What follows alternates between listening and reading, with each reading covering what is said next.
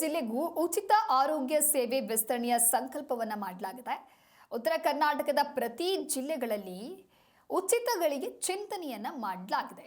ಉಚಿತ ಆಸ್ಪತ್ರೆ ನಿರ್ಮಾಣಕ್ಕೆ ಮಹತ್ವದ ಯೋಜನೆಯನ್ನ ಕಲ್ಪಿಸಲಾಗುತ್ತೆ. 3-4 ವರ್ಷಗಳಲ್ಲಿ ಆಸ್ಪತ್ರೆ ಯೋಜನೆಗಳಿಗೆ ವೇಗ ಸಿಗಲಿದೆ. ಗದಗದ ದಿವ್ಯ ಸಂಜೆ ಕಾರ್ಯಕ್ರಮದಲ್ಲಿ ಈ ರೀತಿಯಾಗಿ ಮಹತ್ವದ ಘೋಷಣೆಗಳಾಗಿದೆ. ಸದ್ಗುರು ಶ್ರೀ ಮಧುಸೂದನ ಸಾಯಿ ಶ್ರೀಗಳಿಂದ ಪ್ರಕಟಣೆಯಾಗಿದೆ. ಗದಗದ ಮಜ್ಜೂರಿನಲ್ಲಿ ಈಗಾಗಲೇ ಶೈಕ್ಷಣಿಕ ಸೇವೆಯೂ ಕೂಡ ಆರಂಭ ಆಗಿದೆ. ಶಿಕ್ಷಣದ ಜೊತೆಗೆ ಸಂಸ್ಕಾರ ಸೇವೆ ಪರೋಪಕಾರಕ್ಕೆ ಒತ್ತು ನೀಡಲಾಗಿದೆ. ಮುಖ್ಯವಾಗಿ ನನ್ನ ಪ್ರಕಾರ ಹಳ್ಳಿ ಮತ್ತೆ ಗ್ರಾಮೀಣ ಕ್ಷೇತ್ರ ವಿಕಾಸನ ಆಗಬೇಕು. Because India lives in villages ಅಂತ ಹೇಳ್ತೀವಲ್ಲ, ನಾವು ಗ್ರಾಮೀಣವರು. ಇವತ್ತು ಕೂಡ 65-70% ಜನ ಹಳ್ಳಿನಲ್ಲಿ ಇರ್ತಾರೆ. ಅವರಿಗೆ ಸರಿಯಾದ ಶಿಕ್ಷಣ, ಪೋಷಣೆ ಮತ್ತೆ ಸರಿಯಾದ ಆರೋಗ್ಯ ಸೇವೆ ಎಲ್ಲ ನಾವು ಕೊಟ್ಟಿದ್ರೆ ಅವರು ಸುದೃಢವಾಗಿರ್ತಾರೆ. ಹೆಚ್ಚು ಜನ ಯುವತಿಯರು ಕೂಡ ಹಳ್ಳಿನಲ್ಲಿದ್ದಾರೆ. ಅವರಿಗೆ ಸರಿಯಾದಂಥ ಅವಕಾಶ ಸಿಗಲೇಬೇಕು.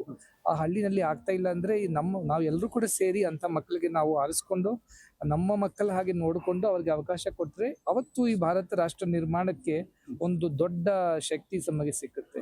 ಸೊ ಅದರಿಂದ ನನ್ನ ಪ್ರಕಾರ rural development is the most important aspect. Urban development ಆಗ್ತಾ ಇದೆ, ಪಟ್ಟಣಗಳಲ್ಲಿ, ಶಹರದಲ್ಲಿ ಎಲ್ಲ ನಡೀತಾ ಇದೆ. ಹೆಚ್ಚು ಗಮನ ಅಲ್ಲಿ ಹೋಗ್ತಾ ಇದೆ. ಆದ್ರೆ ನಾನು ಎಲ್ಲರದ್ದು ಗಮನ ಅಲ್ಲಿಗೆ ತರಿಸ್ತಾ ಇದ್ದೀವಿ.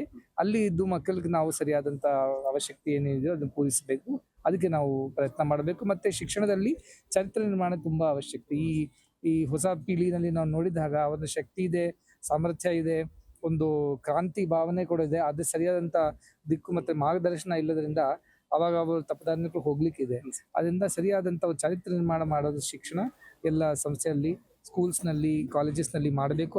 ಹಳೆ ಕಾಲದಲ್ಲಿ ನೀತಿ ಪಾಠ ಇತ್ತು, ಇವತ್ತು ಅದೂ ಇಲ್ಲ. ಅದರಿಂದ ಮಕ್ಕಳಿಗೆ ಸರಿಯಾದಂತ ನಾವು ಮಾರ್ಗದರ್ಶನ ಮಾಡ್ತಾ ಇಲ್ಲ. ಅದು ಕೂಡ ದೊಡ್ಡ ಜವಾಬ್ದಾರಿ. ಅದಕ್ಕೆ ನಾವು ಒಂದು ವ್ಯಾಲ್ಯೂ ಎಜುಕೇಶನ್ಸ್ ಪ್ರೋಗ್ರಾಮ್ ಶುರು ಮಾಡಿದಿರಿ, ಮಾನವೀಯ ಮೌಲ್ಯಾಧಾರಿ ಶಿಕ್ಷಣದ ಬಗ್ಗೆ.